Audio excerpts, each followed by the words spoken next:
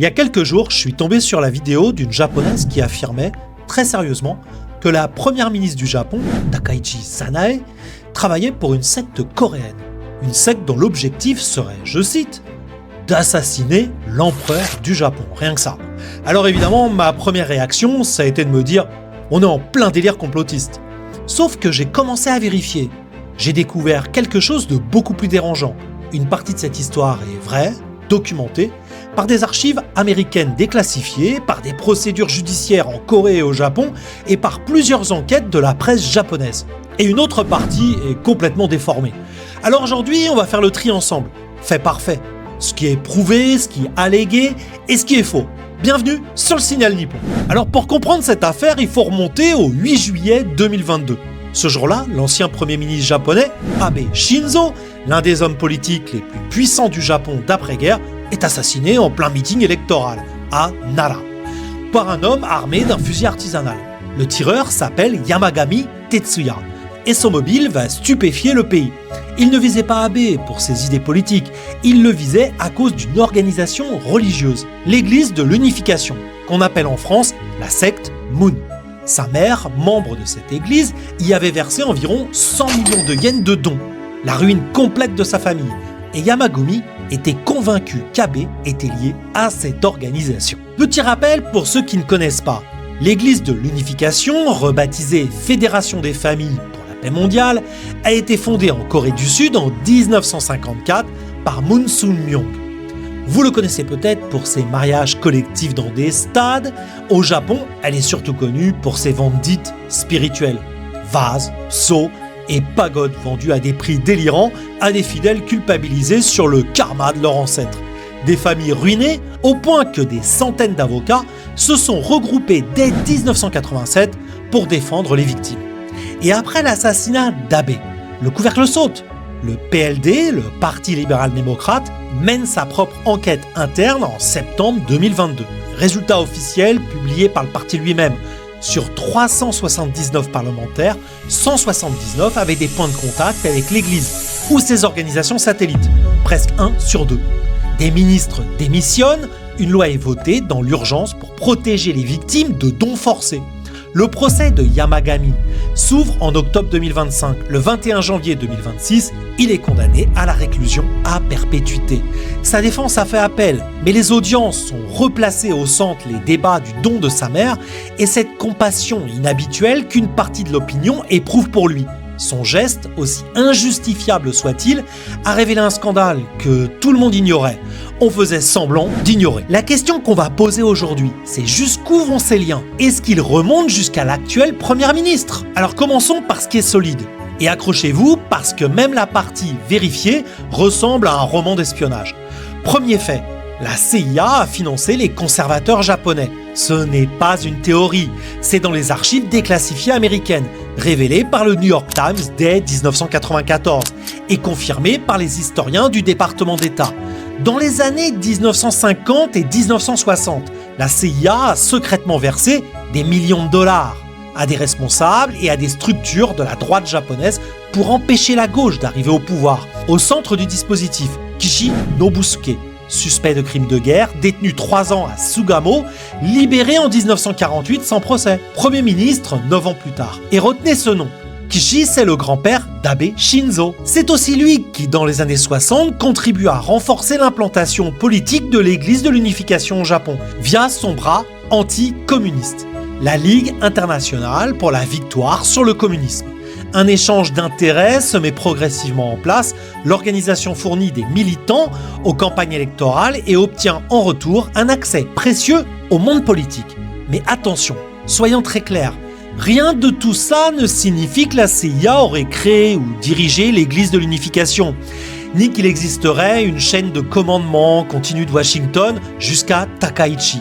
Les archives montrent un contexte de guerre froide où des réseaux anticommunistes américains, japonais et coréens se sont croisés et mutuellement servis. Des intérêts convergents, pas un plan unique. Deuxième fait, la dirigeante de la secte est aujourd'hui devant la justice coréenne. Han Ha-ja, la veuve de la Moon que ses fidèles appellent True Mother, la vraie mère, a été arrêtée en Corée du Sud en 2025. Elle est jugée notamment pour violation des lois sur le financement politique, Selon l'accusation, de l'argent et des cadeaux de luxe auraient été émis à l'épouse et à un proche de l'ancien président Yoon afin d'obtenir des faveurs politiques. Au moment où j'enregistre cette vidéo, le parquet spécial vient de requérir 13 ans de prison contre elle. Le jugement est attendu le 31 août.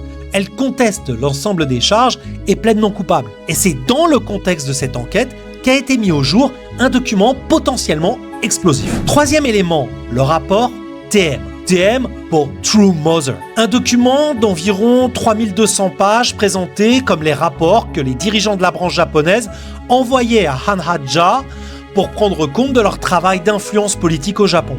Il a fuité fin 2025 dans la presse coréenne, puis a été analysé par plusieurs médias japonais, Bunshun, Shueisha Online, Mainichi. Un ancien responsable de la branche japonaise a reconnu être l'auteur d'une partie des rapports reproduits. Et là, précision méthodologique essentielle. C'est exactement pour ça qu'on fait cette vidéo. Ce document appelle 3 niveaux de lecture. Niveau 1, les faits vérifiés. Le document existe et contient beaucoup de ces formulations. Niveau 2, l'allégation interne. Ses auteurs affirment avoir soutenu 290 parlementaires aux élections 2021, rien que pour le PLD, via du bénévolat de fidèles dans les campagnes. Une monnaie d'échange précieuse dans un pays où les partis manquent de militants de terrain. Niveau 3, le non prouvé, que ce soutien ait réellement eu cette ampleur et que les élus en aient eu connaissance ou l'aient accepté. Le Mainichi le dit explicitement, il n'a pas pu vérifier dans quelle mesure le contenu correspond aux faits. Un rapport interne prouve que son auteur affirmait à sa hiérarchie, pas ce qu'il raconte s'est réellement produit. Un cadre qui gonfle ses résultats devant sa patronne, ça existe aussi dans les sectes. Et surtout, c'est là que ça devient sensible, le nom de Takaichi Sanae y apparaît 32 fois, selon les décomptes de la presse.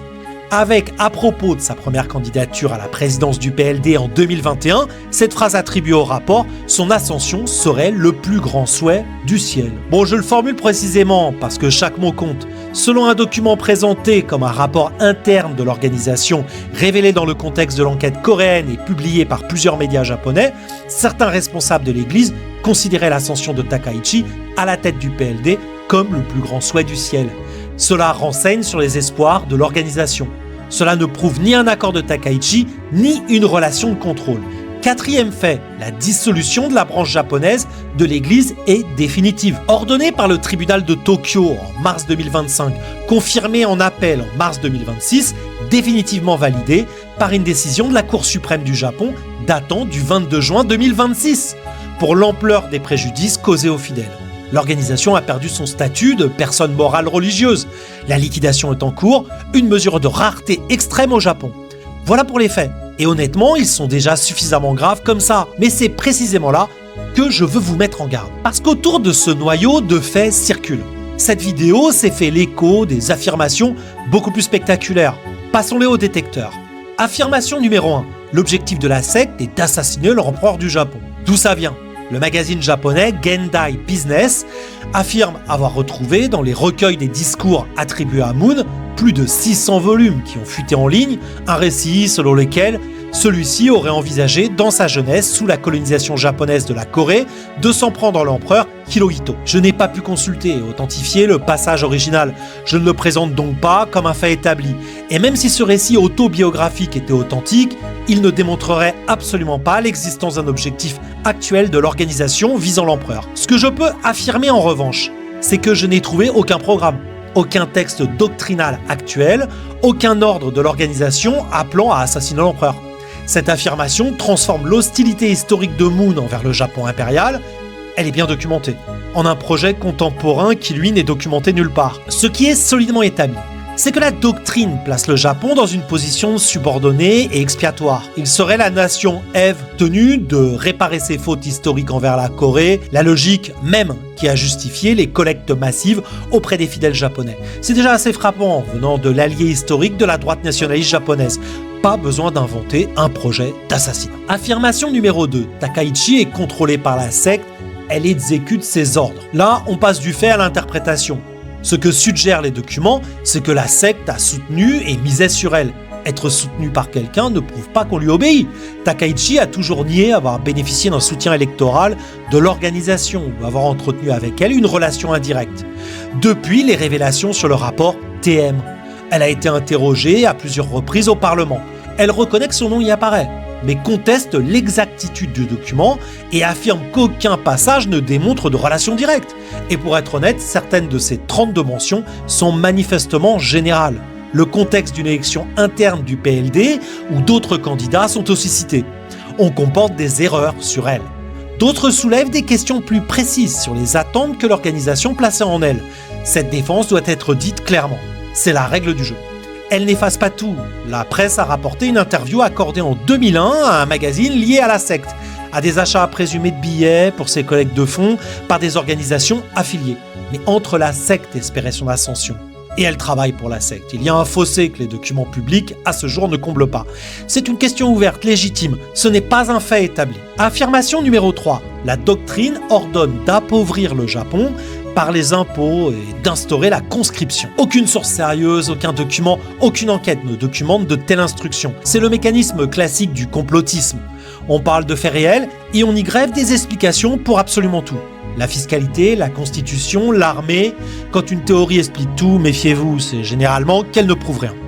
Affirmation numéro 4. Les médias japonais cachent tout ça. C'est même l'inverse qui est intéressant. Le rapport TM, les 290 élus revendiqués, les mentions Takaichi, tout ce que je viens de vous raconter, je l'ai trouvé dans la presse japonaise. Bunshun, Mainichi, Shueisha Online, Nikkan Gendai. Ce qui est vrai, c'est que la couverture a été très inégale. Les révélations sont d'abord venues de la presse écrite et des magazines d'investigation, avant d'arriver au Parlement, puis à la télévision. Le rapport entre les grandes chaînes et le pouvoir du Japon, c'est un vrai sujet.